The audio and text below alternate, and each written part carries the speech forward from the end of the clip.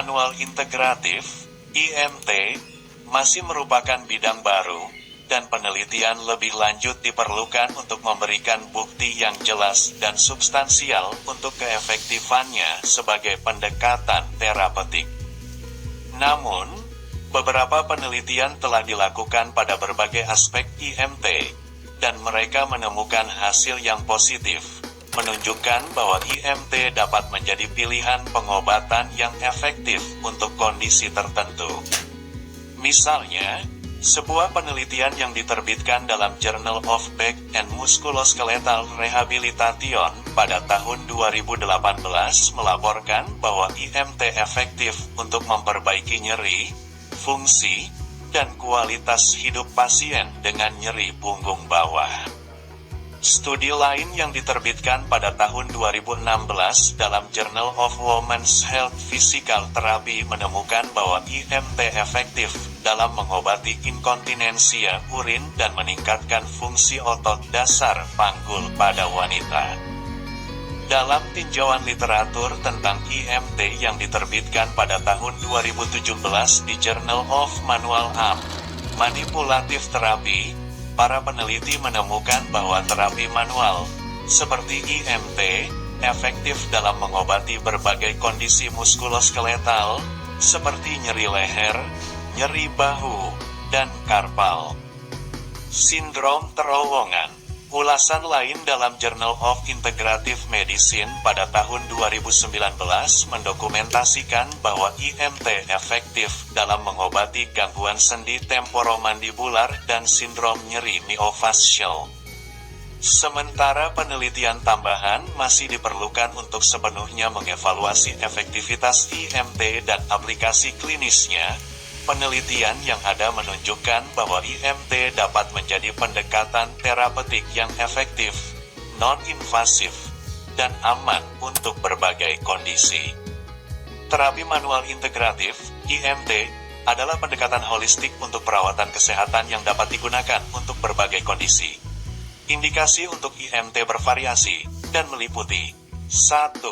Nyeri kronis. IMT dapat membantu meringankan nyeri dan ketidaknyamanan yang terkait dengan kondisi seperti artritis, fibromialgia, dan sindrom nyeri miofascial. 2. Cedera muskuloskeletal. IMT dapat membantu mengobati cedera pada otot, tendon, dan ligamen, termasuk kesleo, tegang, dan cedera akibat penggunaan berlebihan. 3. Ketidakseimbangan dan disfungsi postural. IMT dapat membantu mengatasi ketidakseimbangan postur tubuh, termasuk misalignment tulang belakang, kemiringan panggul, dan perbedaan panjang kaki. 4. Gangguan pencernaan. IMT dapat membantu meringankan gejala masalah pencernaan, seperti sindrom iritasi usus, reflux asam, dan konstipasi, dengan menggerakkan struktur visceral dan memperbaiki fungsi organ. 5. Kondisi neurologis. IMT dapat membantu meningkatkan fungsi pada individu dengan gangguan neurologis seperti penyakit Parkinson, multiple sclerosis, dan stroke, dengan mengatasi pembatasan jaringan lunak dan meningkatkan sirkulasi. 6. Ketidakseimbangan hormon. IMT dapat membantu mengembalikan keseimbangan sistem hormonal, mengatasi masalah seperti kram menstruasi dan gejala menopause. 7. Gangguan emosional. IMT mencakup teknik untuk meningkatkan relaksasi, meredakan stres, dan meringankan gejala kecemasan dan depresi. 8. Pemulihan pasca operasi. IMT dapat membantu mempercepat proses pemulihan setelah operasi dengan mempromosikan penyembuhan jaringan, mendorong pola gerakan normal dan mengurangi pembatasan jaringan pasca operasi. Manfaat terapeutik IMT melampaui kesehatan fisik, karena bekerja untuk mengatasi seluruh orang sebagai sistem tubuh, pikiran, dan jiwa yang terintegrasi, dengan berfokus pada kesehatan dan kualitas hidup. Indikasi IMT sangat banyak, dan bergantung pada kebutuhan individu pasien. IMT dapat menjadi terapi yang efektif untuk meningkatkan kesejahteraan secara keseluruhan. Sementara terapi manual integratif, IMT, umumnya dianggap aman dan non-invasif.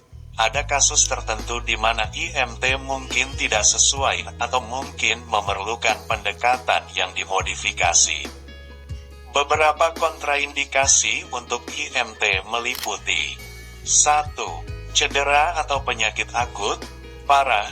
Dalam kasus cedera atau penyakit akut atau parah, IMT dapat dikontraindikasikan, dan perawatan medis mungkin diperlukan sebelum pengobatan dengan IMT dipertimbangkan.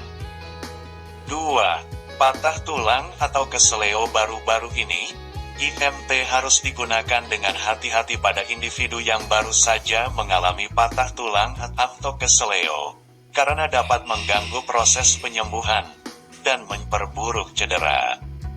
3. Osteoporosis lanjut, IMT dapat meningkatkan risiko patah tulang pada individu dengan osteoporosis lanjut. 4. Kondisi medis tertentu, individu dengan kondisi medis tertentu, seperti kanker, aritmia jantung, asma parah, dan penyakit saraf parah yang berdampak pada persepsi lingkungan mereka, mungkin memerlukan modifikasi atau penghindaran total beberapa teknik IMT. 5. Kehamilan. Sementara IMT dapat bermanfaat selama kehamilan, kehati-hatian harus dilakukan selama trimester pertama, dan hanya teknik yang cocok untuk wanita hamil yang harus diterapkan. 6. Kondisi kulit. IMT dapat dikontraindikasikan atau memerlukan modifikasi pada individu dengan kondisi kulit seperti eksim, psoriasis, alergi kulit, atau luka terbuka. Praktisi IMT mendasarkan pengobatan mereka berdasarkan kasus individu, selalu berusaha untuk mendukung dan meningkatkan kesehatan dan kesejahteraan pasien. Dalam kasus di mana IMT dapat dikontraindikasikan atau memerlukan modifikasi, praktisi akan menyesuaikan rencana perawatan yang sesuai atau merekomendasikan terapi alternatif.